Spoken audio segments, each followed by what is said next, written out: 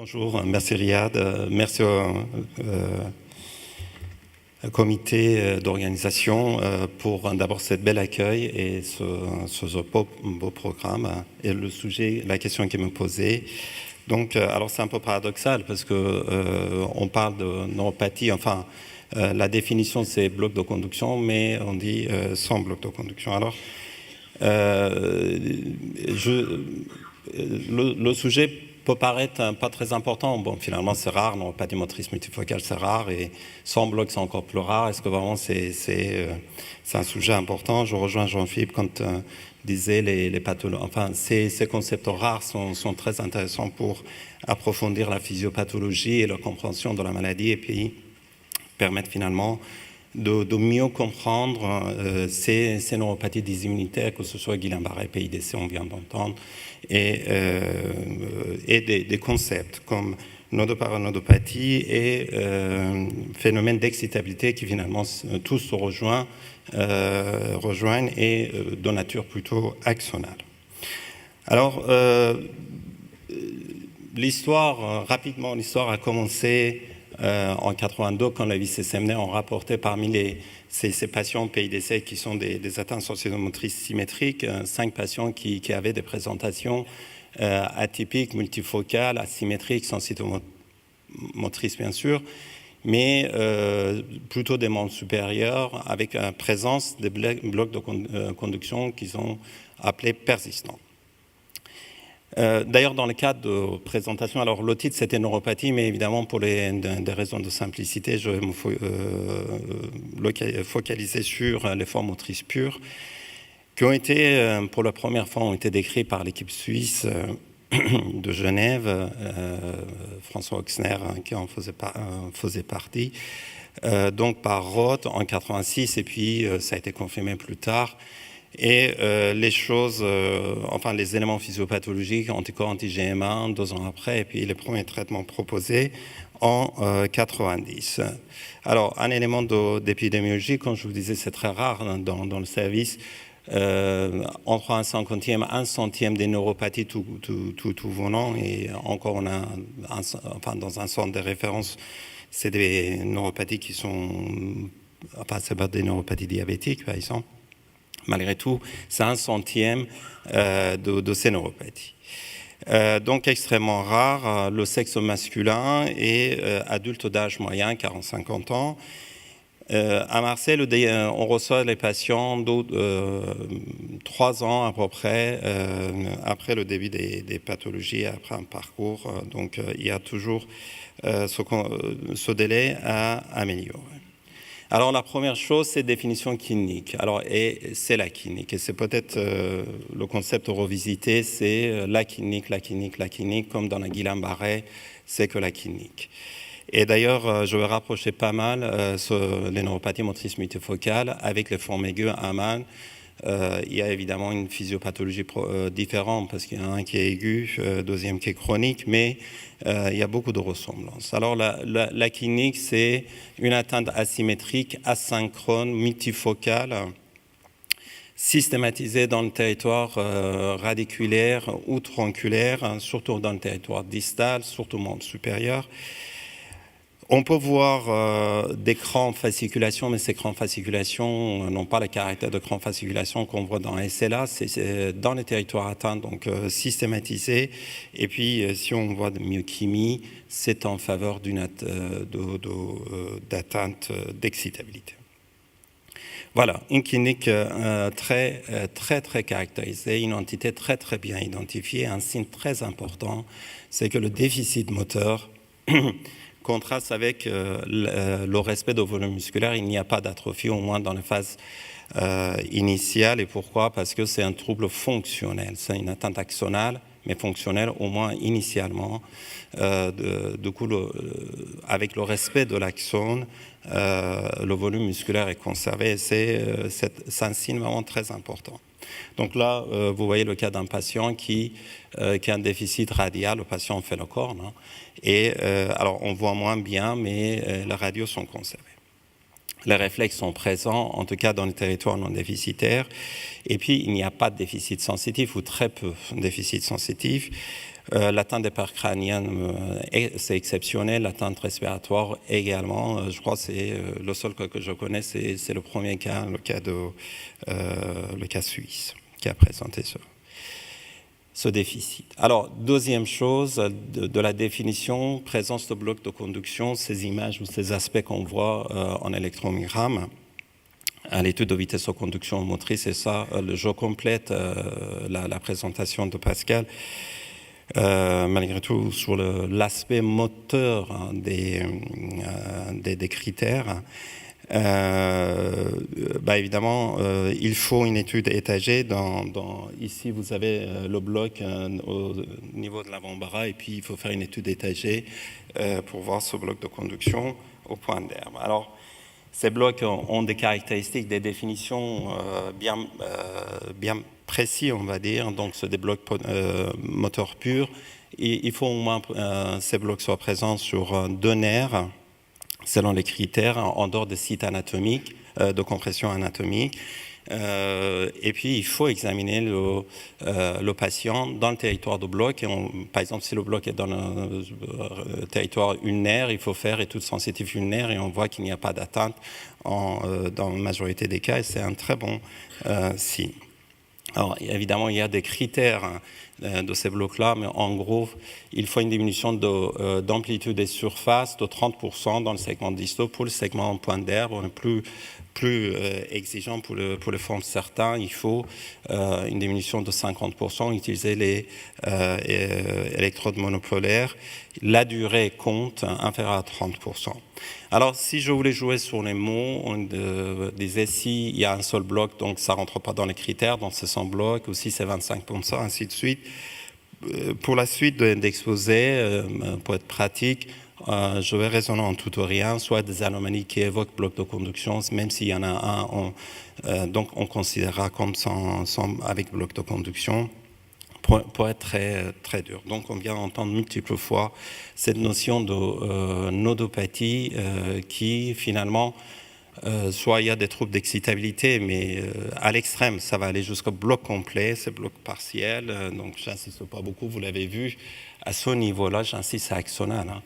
Et là, exemple d'un cas d'Aman avec GD1A, pas de GM1, GD1A, dans la région paranodale, avec une fixation paranodale, chez un patient qui a Aman. Mais bon, comme je vous ai dit, il y a cette similarité qui est très, très importante. Pourquoi dans un cas chronique, on ne sait pas, peut-être un début d'explication avec les types d'immunoglobulines.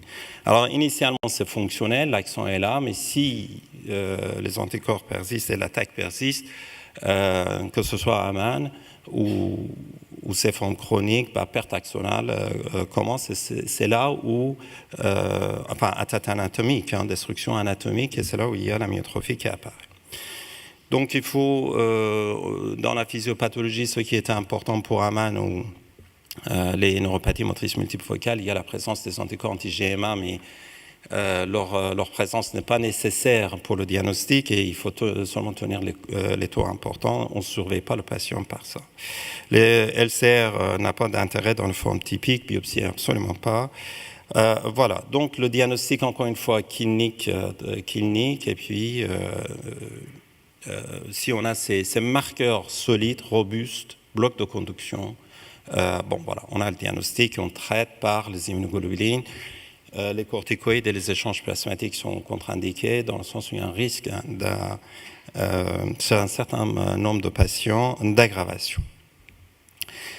Alors, comment faire si les blocs de conduction, on ne le trouve pas à l'électromyogramme et ça nous est arrivé. Ça nous est arrivé, d'ailleurs dans les Guillain-Barré, on a l'habitude, ça choque personne, sur les formes Aman, au moins au début de la maladie. Et il y a des séries, enfin on avait commencé à en parler vers les années 2000 avec ces patients qui avaient la clinique typique, mais électromyogramme, même si bien conduit, ne montrait pas d'anomalie. Et à ce moment-là, la question a été, et ça reste quand même parfois c'est difficile de savoir est-ce que c'est une SLA, comment traiter, est-ce qu'on lance les immunoglobulines, on a vu le contexte de pénurie, comment faire, qu'est-ce qu'il faut dire à ces patients. Et puis il y a cette notion de concept, finalement, l'excitabilité, bloc, enfin bon, comment expliquer ces anomalies. Alors, il ne faut pas oublier que l'électrogramme a un défaut qu'on ne peut explorer que jusqu'au segment proximal, hein, jusqu'au point d'air. Alors, quand on avait présenté, enfin j'avais présenté vers les années 2000, on était très très critiqué à l'étranger. Donc en disant, bon peut-être finalement on s'est trompé dans le diagnostic. Est-ce que réellement ça existe? Nous avions publié un cas du coup d'un de ces patients qui a un enfant et elle avait une forme sans bloc avec des GMA à un taux élevé qui a transmis à son enfant et l'enfant a développé la neuropathie motrice multifocale, enfin un aspect de neuropathie motrice multifocale avec des troubles de marche et a mis 2 ou 3 ans à récupérer, pas complètement. La mère a refusé le traitement par les immunoglobulines, elle était dans les traitements parallèles. Mais c'est un exemple, enfin c'est un équivalent de modèle expérimental. C'est une transmission fœto-maternelle et on la connaît très bien, cette preuve dans ces pathologies auto-immunes qui sont myasthénie et syndrome Guillain-Barré. Donc une première chose, ces pathologies existent et c'est de nature dysimmunitaire, non pas dégénérative. Deuxièmement, nous avions étudié donc une série de dizaines de ces patients en termes de réponse thérapeutique et en termes d'évolution avec les formes typiques. Nous avons montré, nous avons rapporté qu'il n'existe pas de différence. C'est la même chose. C'est la même chose. Peut-être qu'on ne sait pas parfaitement, on n'explore pas tout le territoire. Et en particulier, l'électrogramme ne permet pas, de manière fine, explorer le segment entre l'émergence de racines et le point d'air. D'ailleurs, il suffit que même 30 à 40% des fibres ne soient pas bloquées, un bloc de 70%, vous avez ces fibres qui conduisent, l'onde F va être normale, ou les calculs de vitesse vont être normaux. Donc, un manque de sensibilité est un des moyens qui me semble plus robuste pour ces explorations était la stimulation magnétique utilisant la technique de triple stimulation. Donc, chez ces patients, on a rapporté à peu près 70% des blocs qui sont situés dans ce secteur-là qui est proximal et 30% qui n'avaient pas de bloc, même si on explorait tous les territoires. Et même un exemple de suivi de patients ici avec traitement.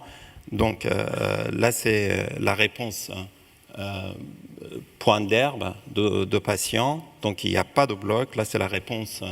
Ici, vous avez la réponse au poignet, point d'herbe, et la réponse par la stimulation magnétique, triple stimulation qui est obtenue. Vous voyez, c'est très reproductible et c'est très quantifiable, c'est 50%. Et on peut suivre le patient au cours de temps et voir que dans ce cas-là, le bloc a disparu pour que le ratio d'amplitude avoisine 1. Ensuite, mais quel était le pourcentage de ces blocs-là qu'on ratait à l'électrogramme? Les formes typiques de neuropathie avec bloc où il n'y avait pas de doute diagnostique. Chez ces patients-là, on voyait qu'en 30% de ces blocs-là étaient situés dans le secteur très proximal. Donc la sensibilité diagnostique peut être améliorée par cette technique-là, autour de 30%. Et ensuite, on l'a montré dans les PIDC. Et à propos de ces... donc là aussi également dans PIDC, et récemment dans ces formes de Guillain-Barré, quand ils arrivent, quand on examine, ce sont donc des Guillain-Barré typiques, mais l'électrogramme normal ou peu d'anomalies, sauf qu'effectivement, il y avait des anomalies en tardif, surtout dans SPI.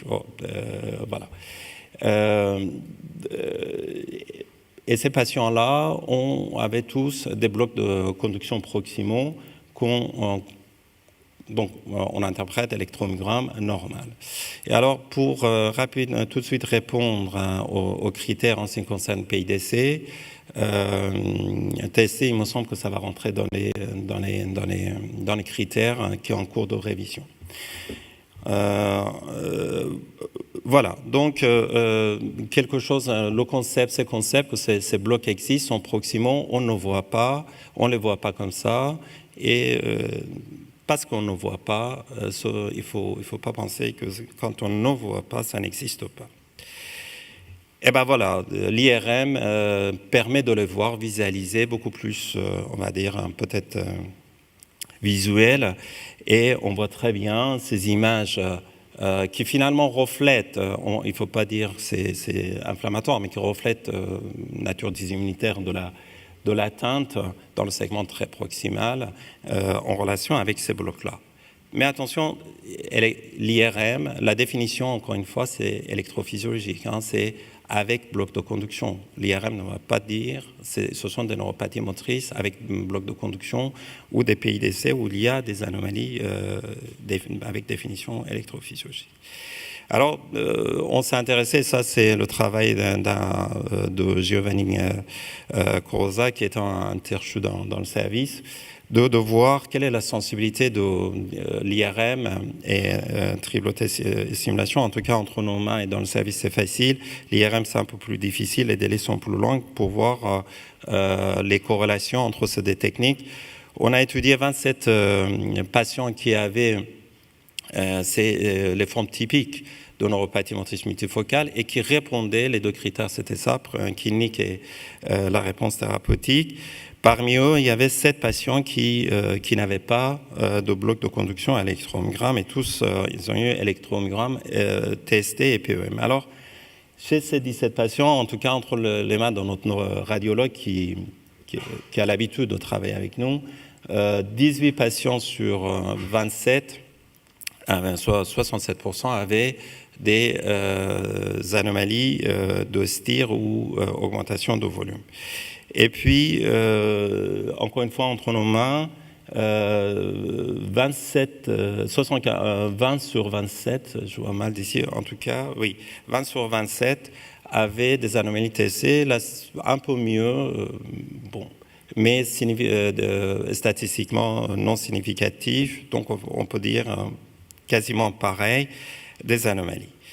Alors, ce qui était intéressant, c'est que si on faisait l'un ou l'autre, la sensibilité augmentait beaucoup. Il y a un seul patient seulement qui n'avait pas d'anomalie, donc on peut avoir une preuve objective, robuste, dans ces cas,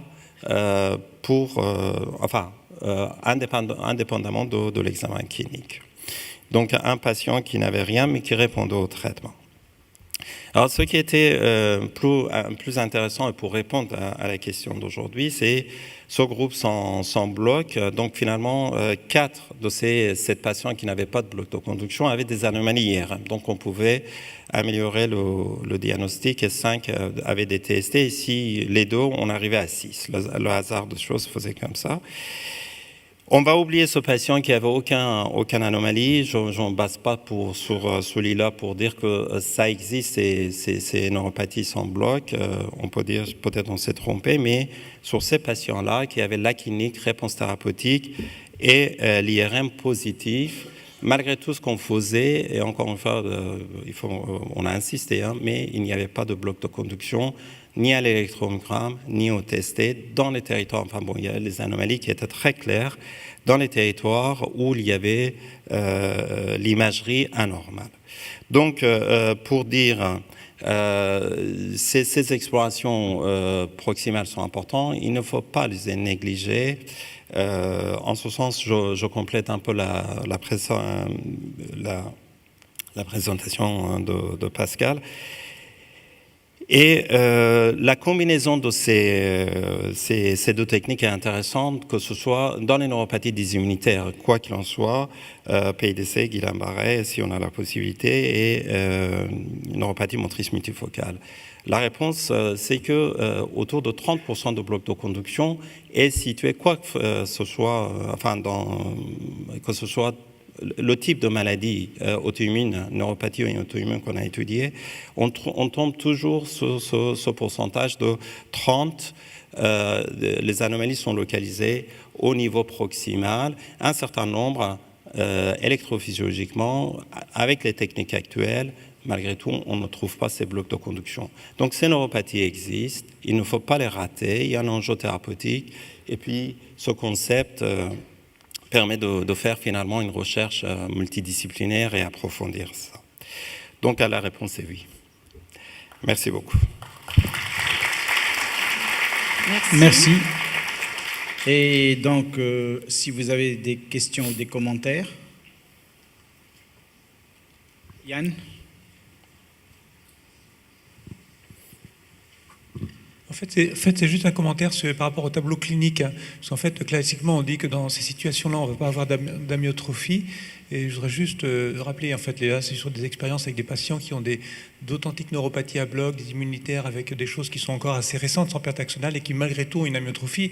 S'ils se présentent comme des pseudo-SLA, c'est qu'on peut avoir véritablement une authentique amyotrophie sans pertaxonal. Et je crois que le seul élément tout bête, auquel on peut se référer, c'est un plâtre cruropédieux 3 semaines, ça donne une amyotrophie de la jambe. Donc à partir du moment où un muscle ne fonctionne pas, quelle qu'en soit l'origine, l'amyotrophie peut être présente, donc il ne faut pas exclure ce type de pathologie s'il y a une amyotrophie.